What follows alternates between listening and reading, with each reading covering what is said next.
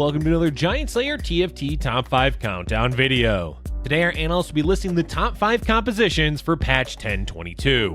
Originally the meta was all about Morgana and compositions using her because of an unintended buff to her damage in the 1022 patch. They have since hotfixed her damage back to the intended numbers, and as such the meta is still being figured out. That means you should expect the compositions on today's list to not be set in stone in terms of strength, as each of them may rise or fall in the coming days. With all that said, let's jump on in. But before we get back to the video, please don't forget to click the links in our description. Give your support to everyone who helped make this video happen. We host many TFT tournaments with plenty of exciting content to come, so be sure to also follow our Giant Slayer TFT social media pages. Alright, let's get back to the video. To start off our top 5 list, we have Vanguard Mystic coming in at number 5. Vanguard Mystic, which uses Ahri as the primary carry, was one of the top comps at the end of 1021. Going into 1022, Ahri did receive a nerf that balanced her damage to be in line with the rest of the 4-cost carry champions. But the micro patch that came out addressing the Morgana damage also had an effect on Ahri, as both Chalice and Jeweled Gauntlet were nerfed. As both of these items were essential for Ahri, it left the composition in a bit of a limbo state. What this means is that Ahri may not be a top composition anymore. For now, you can still play Vanguard Mystic with Ahri, but don't count on it to always earn you a top 4 finish. So out of any composition on today's list, take this one with a grain of salt. That all said, let's talk about the details of Vanguard Mystic.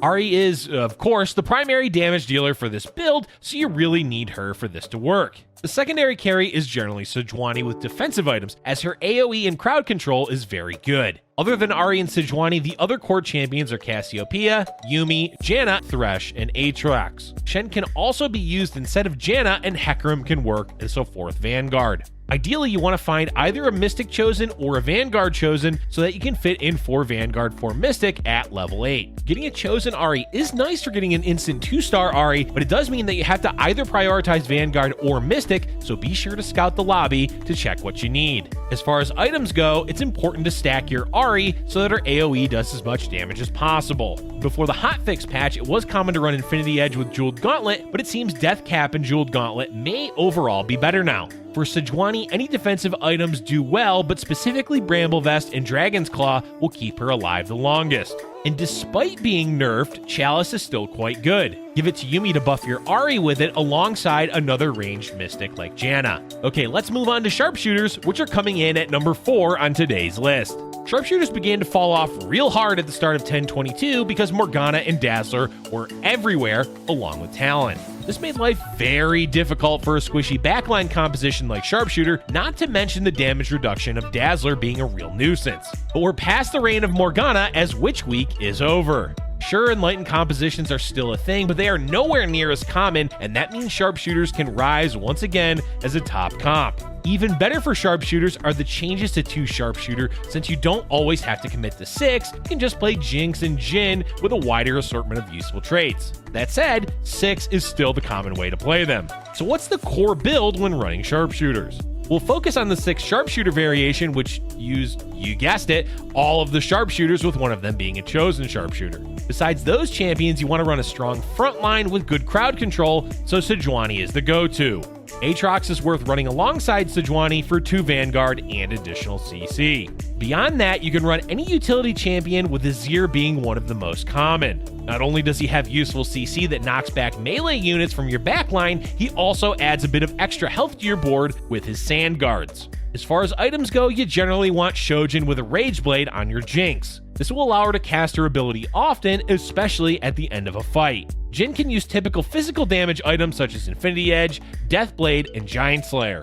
Last Whisper is also making a comeback due to heavy armor front lines, as well as the return of Bramble Vest on tanks. Besides those items, Zeke Herald is the best item you can play in the build. It still gives a ton of attack speed, which also translates into damage for Jhin, so giving him Zeke's works out well for the build. One last item to consider is ZZ Rot Portal. Place it on a champion near your backline, as it will taunt assassins off of your squishy Sharpshooters. Next up, we have our number 3 composition, Enlightened. Where exactly this composition falls on the power scale is up in the air right now after the Morgana hotfix. but it seems to still be doing well, especially since Dazzler is still strong and Talon can carry. A huge benefit to running Enlightened is that you have a lot of potential variations that you can play depending on what you find and what the rest of the lobby is playing. The core of the build uses Morgana, Talon, Janna, and Aurelia. Using those 4 Enlightened as the foundation, you can build into a lot of different builds. Dazzler, Adept, Mystic, and Divine are all common traits to play alongside Enlightened.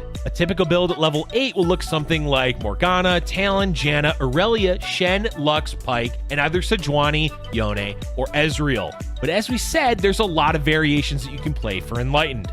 4 Dazzler, 4 Adept, 4 Assassin, 6 Enlightened, and just a smattering of 5-cost champions are all viable options. It really just comes down to what you're finding when you're rolling. In particular, what chosen you find will determine what comp you end up with.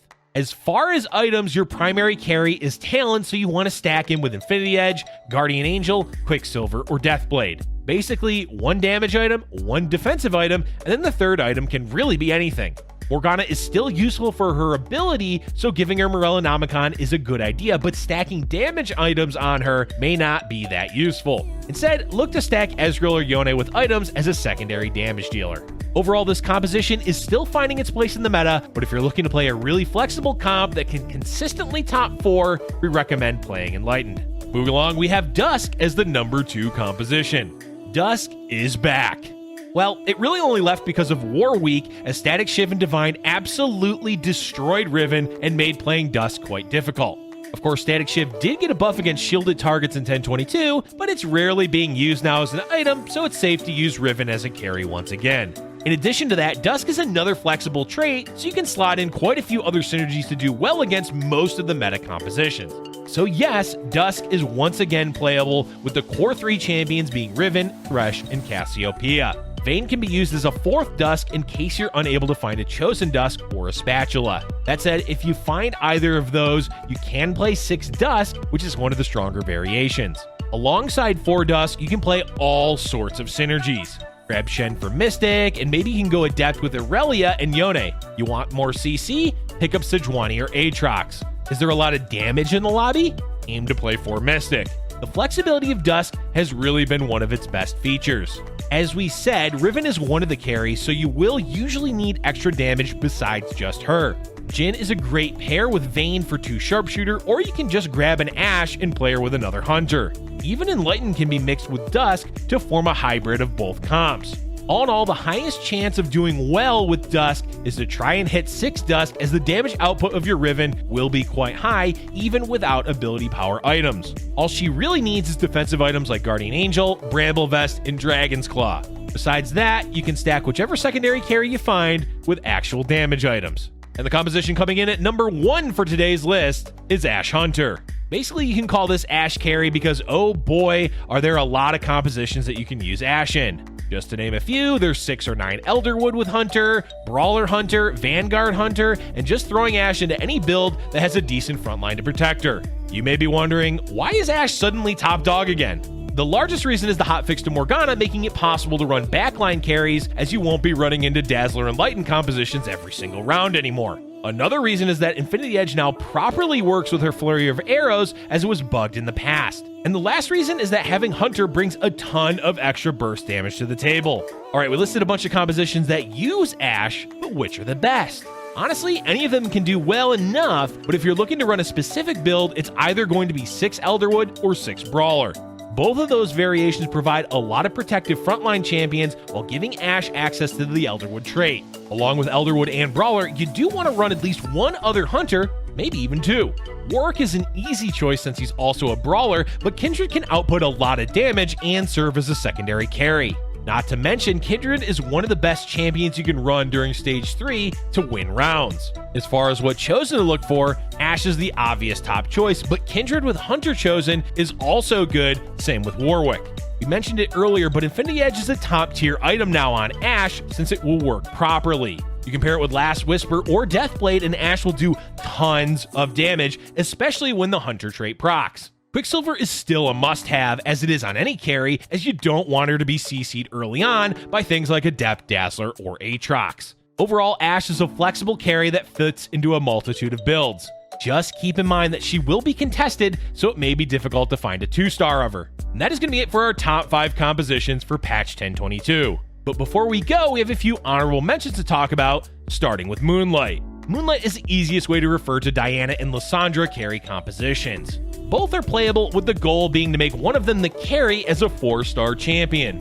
It's not easy since you need a Moonlight chosen and you have to 3-star both champions, but the payoff is pretty good if you do. Diana 4 with a Gunblade can hard carry fights until she gets outscaled late game, and Lissandra 4 with AP items will often one-shot enemy carries. We don't recommend forcing this build, but if you get a good start with an early Moonlight chosen, it's definitely a viable option. Our next honorable mention is Duelist.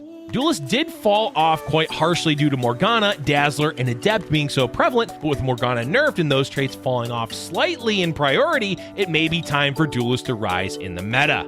That said, there is a lot of emphasis on hard-to-kill front lines, so only aim to play Duelist if you've high-rolled the Yasuo 3 early enough in the game. And our last honorable mention is Cultist. Specifically, we're talking about 9 Cultists, as that's really the only way that the build can do well in the late game. Basically, after they added the scaling per champion for Galio, it's possible to run this trait late game and still do well. Of course, it does require a lot of luck as you need a chosen cultist and you have to find Zillion at level 8.